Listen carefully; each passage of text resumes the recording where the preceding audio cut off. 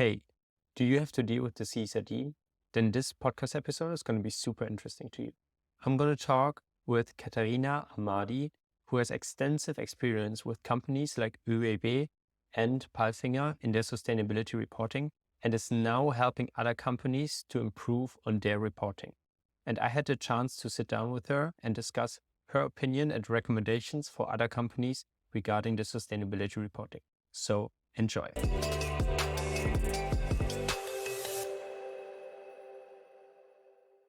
Hello, Katharina. First of all, thank you very much for taking the time for being in our podcast. You are not only a sustainability expert right now, but you also have extensive experience with sustainability reporting with companies like PALFINGER. For those of the listeners that don't know you yet, can you give us a quick introduction in what are you doing right now and what did you do so far? Thank you so much. Yeah, as you said, and as you mentioned, I'm right now senior manager at PALFINGER, working on sustainability reporting.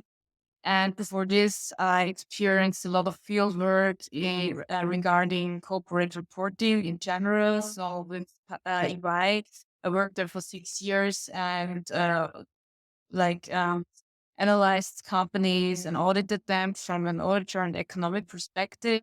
And then focused on corporate reporting and also sustainability reporting from the other side, other perspectives. At ÖBB, I was their head of accounting for subgroup of ÖBB.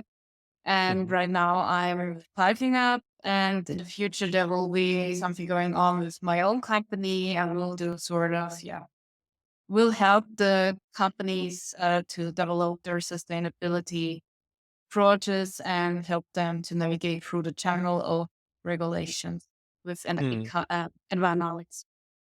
Yeah, super interesting. So, how did it start with you that you started with the sustainability topic? You mentioned that at ÖBB was the first time where you were in a role of sustainability as well. Yeah. So I was not in the role of head of sustainability. I was in the role of I was responsible for the whole corporate reporting framework and for the financial statement and also for non-financial statement.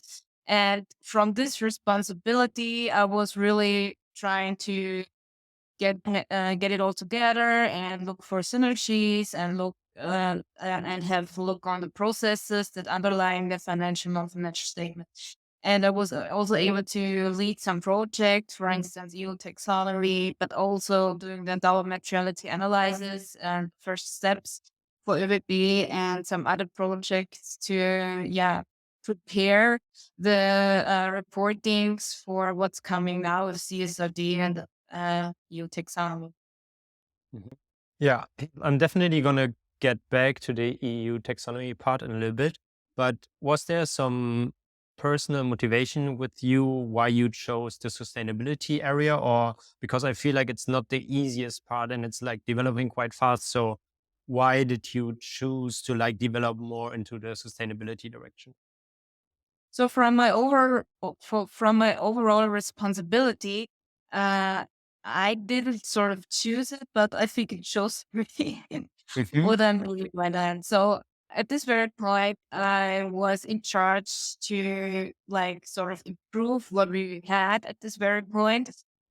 Even though we were a very sustainable company, or WWP is a very sustainable company, of course, the what we are seeing right now, the pressure that is going on, there was the need for a lead that was sort of used to deal with all the structure from, and I was already aware how to deal with these things from the financial perspective, and this is why I sort of was responsible for the project, even if I wasn't too happy about it in the first place.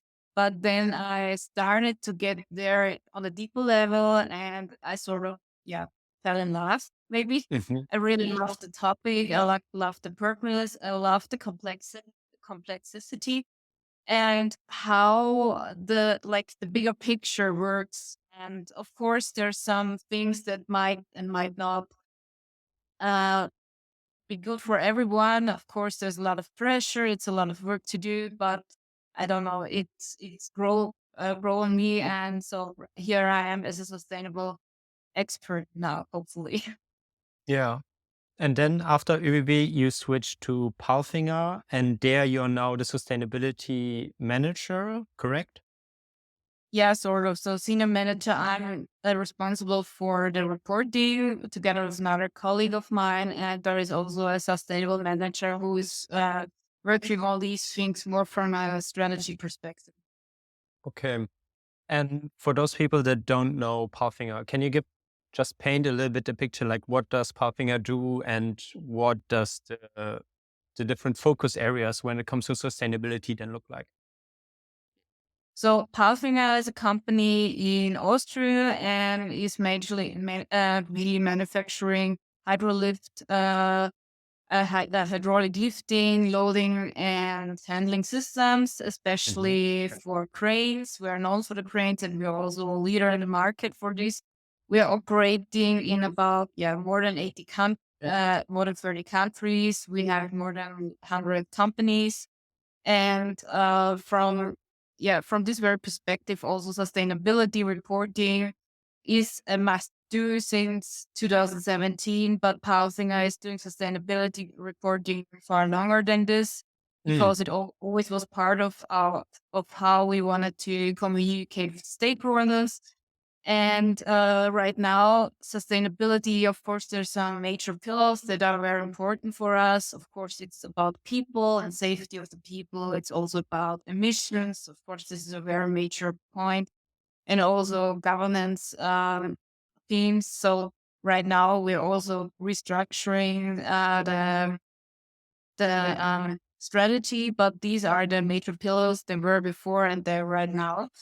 And Hmm. this is what we do in the sustainability matter. Mm, super interesting.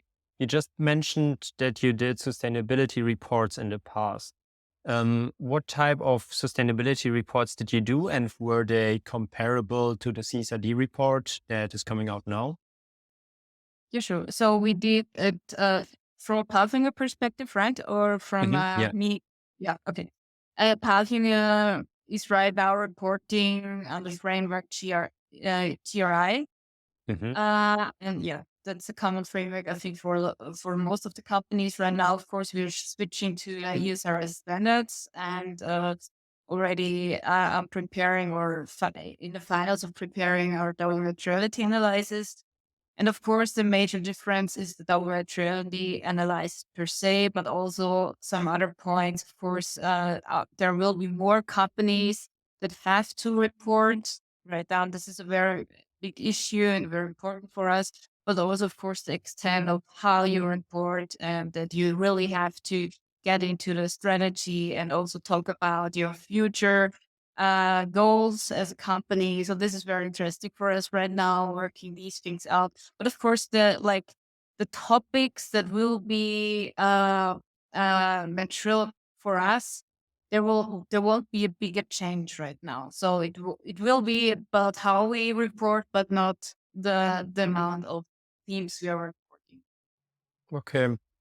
Now I would be curious, like how many people work in the sustainability team at Palfinger? Or can you even say sustainability team? Because for me, it sounds like a very big company and GI reporting is already like a lot to do. So how many people are involved in that? So I agree with you. It's very difficult to say who is working on sustainability, and for me, the bigger picture will be that people in the company are doing like everything, sort of Mhm. everything. For instance, if you're a supply chain manager, you will need to think about sustainable matters. And right now, of course, there's a core team who is doing that reporting that are like 2 to 3 people, and there's also some people in the strategy department.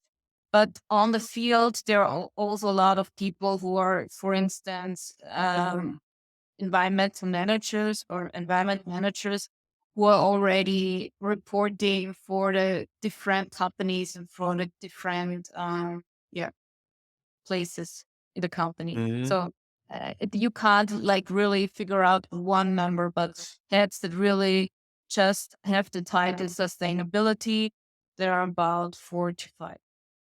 Okay. Yeah, super interesting. You also mentioned that you did the GRI reporting before. So now I'm thinking like, in theory, this sounds like the best preparation you could have to then go into the CSRD reporting. But still, how as a PALFINGER, as a company, how did you approach the CSRD topic in general? Like, what steps did you do? Can you take us a little bit with you? Like, how did you approach the whole reporting standard? Yeah, sure.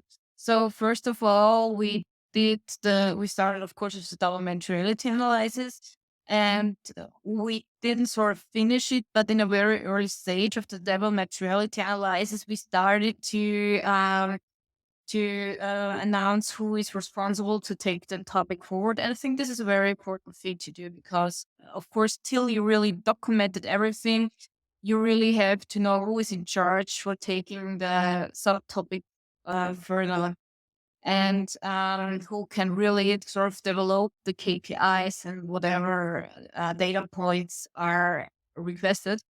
Hmm. And of course, one very important thing is the climate risk analysis. So we really thought that it should be very important to have this project going on also at the same time as double materiality Hmm. analysis, since this is very important thing for the environmental topics to sort of, you have to know what's going on in the climate risk analysis and what outcome there is, so as to really can make a good yeah my English isn't too good today, Oh, so no to worries.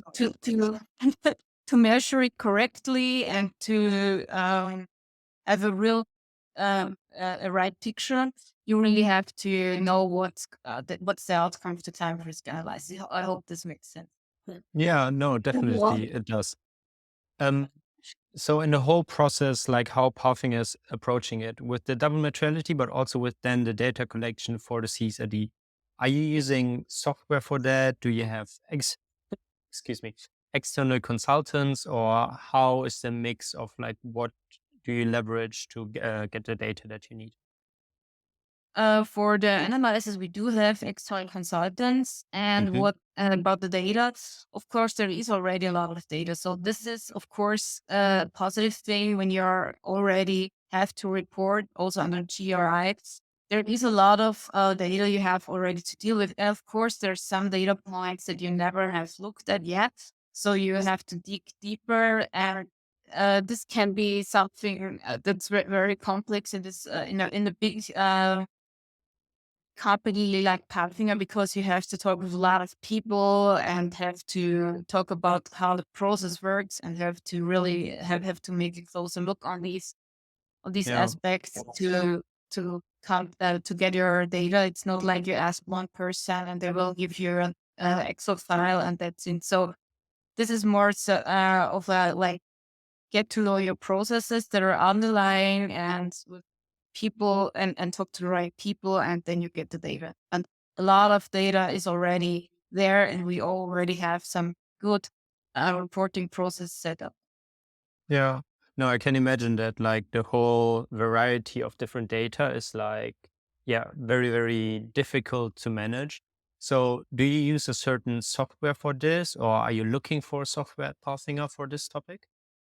Right now, we are using Crantic for the environmental data. And of course, we do have our social informations in the HR tools, but that's Hmm. more S&P thing and success factors. Um, but for furthermore reporting tools, there's not one overall reporting tool right now. And the question is, will there be? Because as in my perspective, there's really the need for having the data in the processes that are underlying. For instance, if you have a supply process or production process, it's very important that you keep the information there, and then of course think about a tool in a very next step, but not when you have to ask the question, where do I find the data and how can I work on the process to make it better and to have better quality in the data. And the next step will be maybe one day to think about a really good solution that covers it all, but I'm not too sure if there is a solution that will cover it all, because Hmm. I think you have to think about environmental topics in a very specific way with such a big company as Palfinger, and about social topics in another way. And of course, some processes develop themselves differently, and that is for a reason. Yeah. No, that's a super interesting aspect. And also, yeah, I agree that like the different things within the CSRD are so different that it's not easy to just have one solution that fits all and solves all the problems, but there are definitely multiple solutions or multiple problems that need a solution. Now, maybe first from the partner perspective, and then also I would be interested in your personal experience with this. What are the main challenges that companies face when approaching this CSRD topic? Because I'm also talking to quite a lot of companies, and like you said, they're standing in front of a jungle of different regulations, and they're trying to figure out where to go and what to do, and everything is still changing. There are new regulations coming out almost monthly, it feels like. So what are the challenges that maybe Palfinger has, and what are other challenges that you also know from your experience? So the major challenge, except the double materiality analysis, and don't get me wrong, this is a challenge. It's a huge process, and it's very important to get it right and to document it correctly. It's also about how to see the company. If there are many entities in the company, how how large and how small should this double materiality be? So what's the scope? Hmm. I think this is Mm. a very crucial question, and some companies really underestimate this question.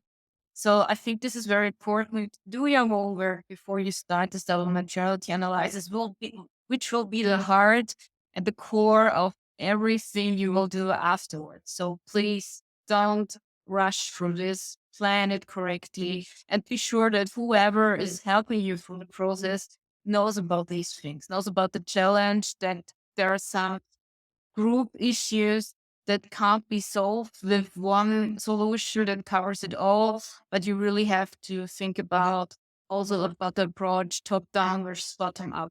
So be sure that whoever helps you in this process got is getting these programs. What's next? Of course, with the CSRD, the non-financial informations will sort of be on the higher level, same as we got it or received from financial reporting. So this means whatever you have on in documentation perspective will be sort of stricter, and it will have to be documented better in a better way, and the processes need to be yeah, identified, and maybe will also be have to be improved. So Hmm. don't underestimate this. So it's also about the thing when you do a dollar analysis and you have your CSRD, it's an important question, but you also have to ask yourself, what will be my strategy based on the dollar materiality analysis? And there will be some data points or KPIs you identify for your strategy. And when you talk about strategy, it's not only about the external reporting, but it's also about the internal monitoring. And be sure that when you identify a KPI to be that much important that you're steering, that it also is available all the time you need it, like maybe 4 times a year or every month. So this is a problem. This is a challenge, and some companies really underestimate that some numbers can be like sort of reported once a year, and that's it. Or right now, because the process is not yet improved. Hmm. So this is a challenge, and I think something really a lot of companies underestimate. And then, of course, it's also about the audit process that will be going on. So in some years, we do have reasonable assurance audit. Right now, we don't have to be audited at all. So uh, don't underestimate what's coming from the audit perspective. So the auditor expects you to have an internal control system, and have improved processes, have perfect documentation and whatever, to really rely on the information you give to them. And this is also something most of the companies are not prepared yet, because those who are in charge with sustainability reporting normally don't understand how strict a result assurance audit can be. And of course, also the auditors right now, they're not there yet. They sort of don't understand yet how to do and how to approach the different kind of matters, right? Economy matters versus social matters from a different perspective. This Yeah. also means we need to have a lot of time for these things during the process, and yeah, something that is really underestimated a lot. Yeah. No, I completely agree that from all what I've heard so far is that companies are reporting that they need much more time than they anticipated before and that it's more complicated. And yeah, the audit process, I haven't even started to really look into that because I feel like still a lot of auditors, they also don't really know what to focus on. And I think there's like much more to come. But yeah, maybe shifting from the challenges a little bit more to the solution and also with your own project. Could you tell us a little bit about what you are planning to do and what you will be focusing on to then help companies? So, from a company perspective or from a personal perspective? Also, personal perspective. If you have good recommendations from Palfinger, I'm always happy to hear, but also from you personally. So, I have to rethink the question how the solution can be. Of course, so for me, the most important solution is difference between implementation phase and the point of where you really start to act or to operate in a daily Hmm. business. So what I mean is for the implementation, set up a really good team, and there will be there need to be a lot of people on this table. In the core team, there will be someone from financials, there will be someone from risk, as in my opinion, look for sustainability. But you also need to talk a lot with the people who are in supply chain and who are sales managers. Why? Because all these matters, they have so many facets. And when you really want to improve these processes and really level up with your sustainability reporting, they have to be part of the team. Also, it needs to be done this way to sort of create an exception. Because if you come to these people and say, hey, I got some more work for you to do, there will be, oh, no, don't. Don't come to me and give me more work to do. But when they are on the project and experience the challenges and they know where it's coming from, and they will also help you to implement these things smart, yeah, because they will rethink about. So in my process, what can I do? Like supply chain, supplier audits, they will think of, okay, how can I cluster my suppliers smartly? How can I really think of the value chain in a risk sort of way? And who are the main characters in this and who do I have to talk to personally, but who and so on. So if you bring these people to the table, they will help you. It will help the company, but it also helps the acceptance of these projects and about and the acceptance for what's going on later on when you do start operating a daily. Yeah. No, I think like involving the team and having like an active communication is super crucial. The CSRD is such a holistic topic that touches on so many different things. I think you definitely need the support of the whole company to actually do a good report and to work on that. So yeah, 100% agree on that. From your personal perspective, what are other things or recommendations or maybe a way of how you approach this that could be valuable to other companies? Um, rethink of getting help from external. That's just because I will have a company that helps these companies, of course. Hmm. Yeah, sort of advertising. But yeah, you should be sure that you have all the different like regulations that are right now coming, that you understand them in their core and how they sort of interact with each other. What do I mean with this?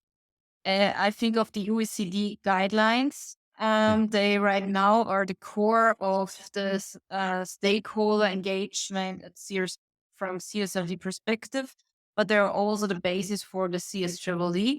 And they are sort of are part of the EU taxonomy when I think about minimal safeguards. So when you start to cluster these things that right now are going on and you understand where, for instance, the ESRS standards are coming from. So they are not sort of created from out of nowhere, but they sometimes do have their basis, for instance, TCFD or whatever, when I think about environmental standards, so IPCC, and also about climate risk analysis right now. Climate risk analysis, you have to make it from a taxonomy perspective, you have to do it from a CSRD perspective or ESRS perspective. And if you know what are the needs and what are the differences, but also what is where the sort of where you have the synergies, you really can start to do these projects in a smart way. And of course, it's also a lot of work, and sometimes it's also a lot of work to think about how to clustering correctly. But when you do this, you also have the chance to really do the projects in a smart way. And when you sort of do workshops approach, you won't go to these people you want to speak to in your company and outside your company 3 times without a plan, right?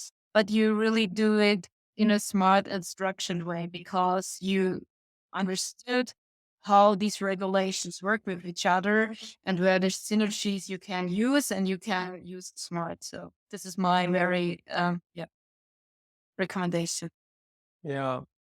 No, that's yeah, I completely agree with AtlasZero. We are also very much focusing on introducing the different topics and that companies know about CSRD and then they know what is CBAM or CSDDD, and then to just like give a little bit of an overview so that companies can actually like they know what it's about and how they can implement those things.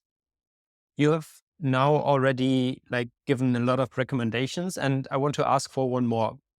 Um, from all the experience that you have with PALFINGER, with ÖBB, and also with your own project, what recommendation would you give to a company that literally just started with the CSRD topic? They have not done any sustainability reportings before. And sometimes I even talk to people that have no previous sustainability experience. They might come from controlling, they are now on the CSRD topic, and they have to like somehow start navigating through the whole jungle. Like, what would you recommend to someone like this? Like, how to start, how to not be overwhelmed immediately, like where to go.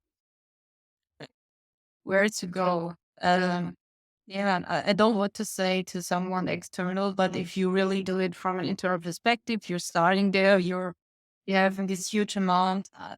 There's so much literature right now. Start to read, start to look the, like sort of webcasts or podcasts, whatever.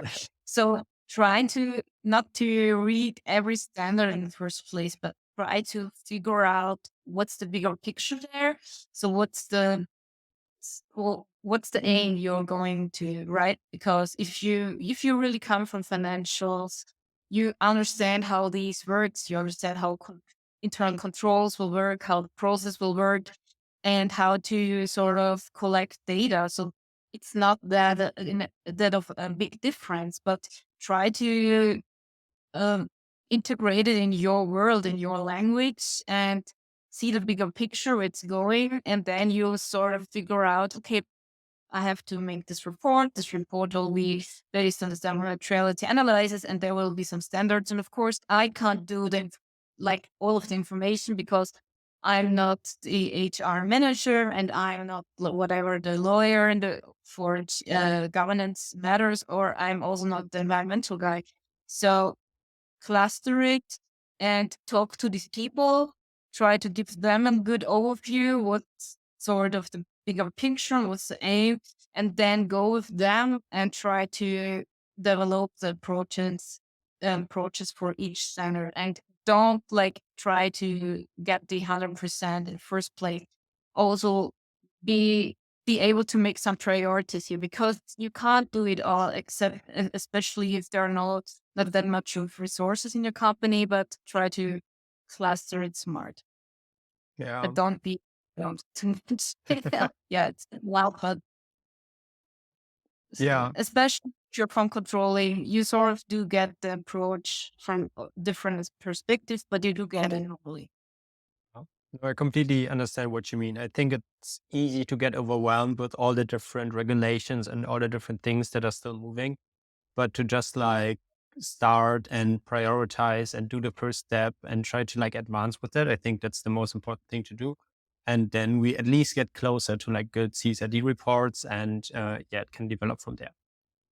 I have one last question I want to ask you, because so far we were talking about the past and the things that happened so far. I would be curious to know from you, what is the next development step, and whether this is like with PALFINGER specifically or with the CSRD in general. Like now, most or many companies kind of know how to do a double materiality assessment, or they're like in the process, they kind of know how to like get data for the CSRD process. Where do you see the next development step that is necessary or maybe helpful to companies? So we're like 5 years from now in the future, and we did all the implementations and we're fine with that. So be sure that you did your implementation in your structures, in your processes, not like this outside solution, zero solution, what you would say in German. I don't know if this is a term we know from in the English vocabulary as well, Mhm. but you have to see it as one company. There's one company who has to steer through whatever is coming, and there's one company with management who has to do some decisions based on information. So it should be able to sort of do a decision, like for instance, buying another company, and that will be a question of profit, and will be a question of maybe whatever your major KPIs are, social matters, environmental matters. So be sure that you can do decisions based on these informations that sort of are in a process view harmonized, and not like sort of looked on it. There is this environmental information, there's this economic information. It should be Mhm. all together, sort of in the bigger picture, so that you really can do smart decisions based on these informations and steer through your major and main KPIs. So at the end of this process, economic KPIs and economic decisions still matter. It's not the question about how you can look at these things apart, but how you can look at these things harmonized, so that you really see your company as a whole. And this is the main aim, and where you should go for the next step. Yeah. No, I think that's a good outlook. I would want to look forward to that when like all the sustainability data and the ESG data is like harmonized and works well for companies. And I also think that is like the thing that makes you really hopeful about the CSRD, because if we actually get all the sustainability data together and companies start actively to make decisions based on those data, I think that would be a very nice future, a very good future where I would want to live. So I also think that it's quite a positive outlook there. Yeah, Okay, hopefully. perfect. Those were all the questions that I had so far. Thanks again a lot for taking the time and talking to me. And yeah, for me, it was really informative. Perfect. Thank you so much for having me.